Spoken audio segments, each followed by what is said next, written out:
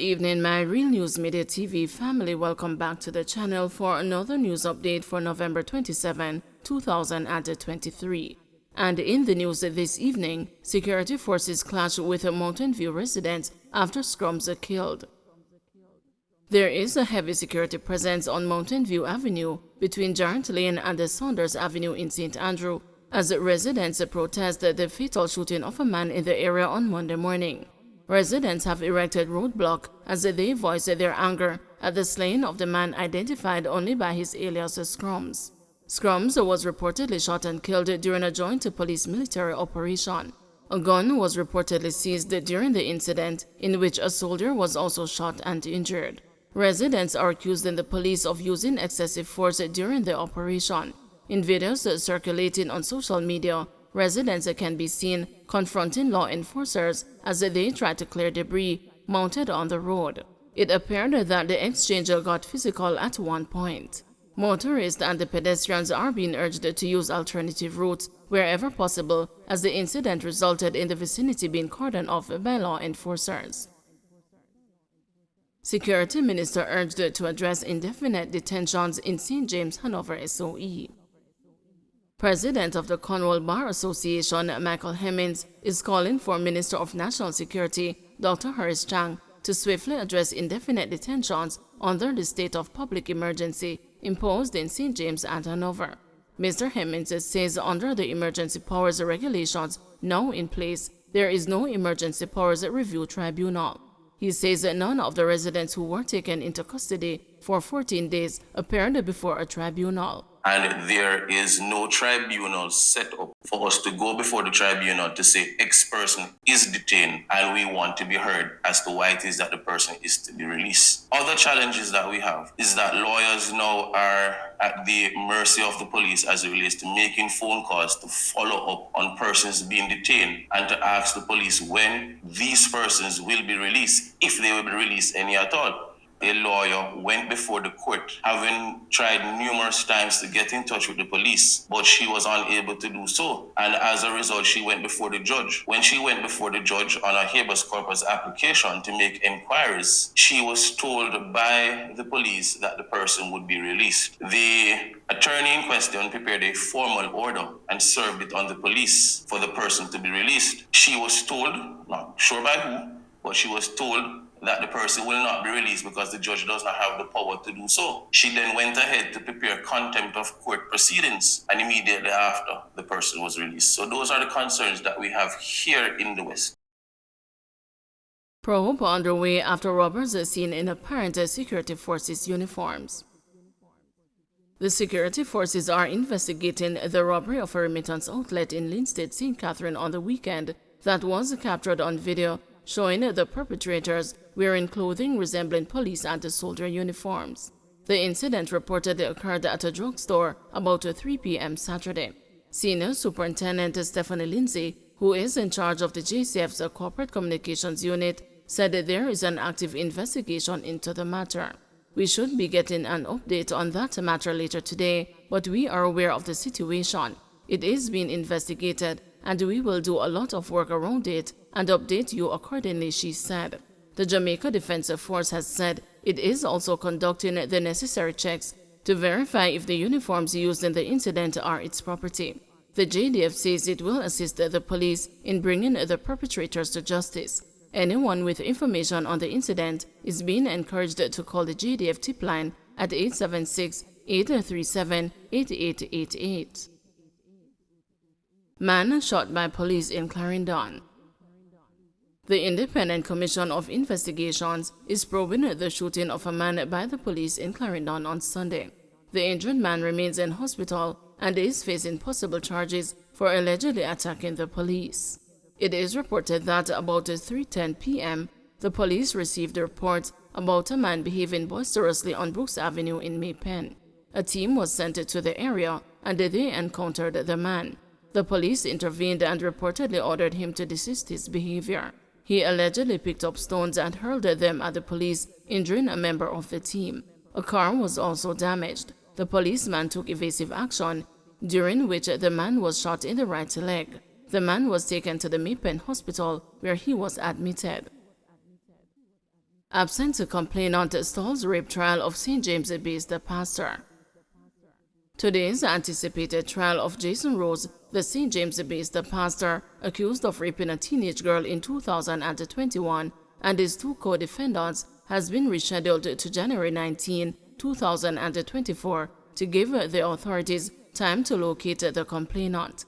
Rose, his wife Kimmy, and the complainant's mother got the new court date today and had their bails extended after the St. James Circuit Court was informed that the complainant cannot be found. There have been few details from the in-camera matter since it was transferred from the St. James Parish Court to the St. James Circuit Court on September 27, 2021. In addition to Jason Rose's rape charge, the three defendants are all charged with attempting to pervert the course of justice. Kimmy Rose and the complainant's mother, whose name will not be published to protect the complainant's identity, are also charged with breaching the Child Care and Protection Act. Allegations are that on May 28, 2021, the complainant, who was 15 at the time, reported that she had been raped by the pastor on his church's compound, where she had gone to use the facility's internet for an educational project.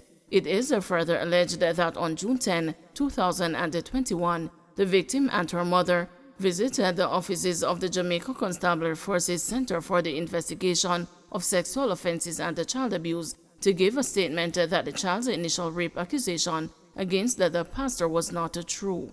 While being interviewed, the complainant reportedly explained that she was being forced to give the second statement by her mother, the accused pastor, and the pastor's wife in order for the case to be dropped. The complainant's mother was arrested on that day, and Kimmy Rose was arrested the following day, June 11. Mother of murdered Green Pond schoolgirl recounts the last time she saw her alive. The mother of slain Green Pond High School student Shanika Gray today recounted the last time she saw her daughter alive at the trial of the man charged with her death. Gregory Roberts is before the St. James Circuit Court for murder. Testifying via the Zoom platform on today's second day of the trial, the mother told the court she last saw her daughter at a fast food restaurant on January 29, 2017, days before the 15-year-old girl's body was found with stab wounds in bushes in Irwin, St. James on February 1 that year. I was at the KFC on Howard Cook Boulevard in St. James, and I saw Shanika and her friends at the KFC. I spoke to Shanika and I left and I went home because she was eating and it was 6:30, the mother explained in her evidence in chief. She also told the court that when her daughter did not reach home at 7 p.m. as expected, she tried several times without success to contact Gray by phone and then spent several hours looking for her in Montego Bay. The mother testified that she filed a report at the Freeport police station on January 30 about her daughter's disappearance, but did not get any news about Gray's whereabouts until 2 days later. On February 1, 2017, I got a call and I went to Irwin in St. James, and I spoke to a police officer, and the officer showed me a picture of Shanika in a tiger print dress, the same picture in the missing persons report. I don't know anything after that. I woke up in the hospital, the mother said in between wiping her eyes. Gray's father and aunt previously testified for the prosecution when Robert's trial began last Thursday, November 23.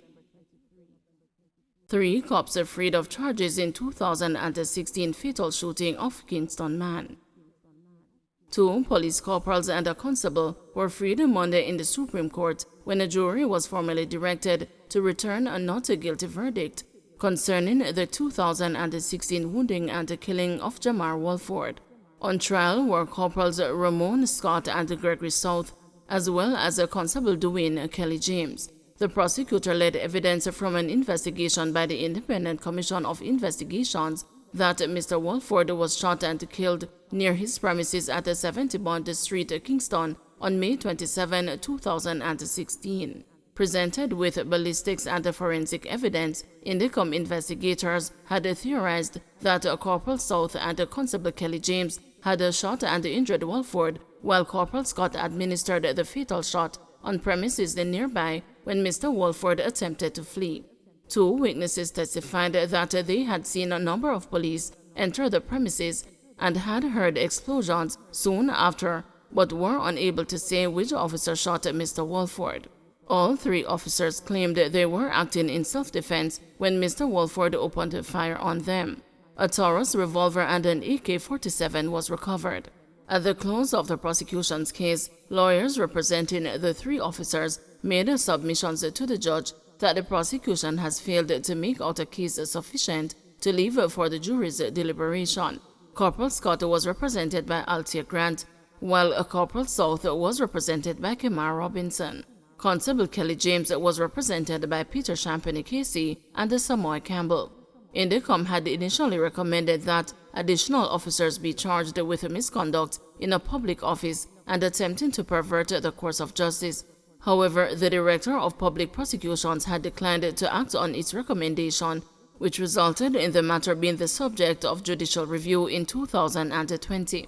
The court ruled that the Director of Public Prosecution had properly exercised her discretion not to charge the other officers named.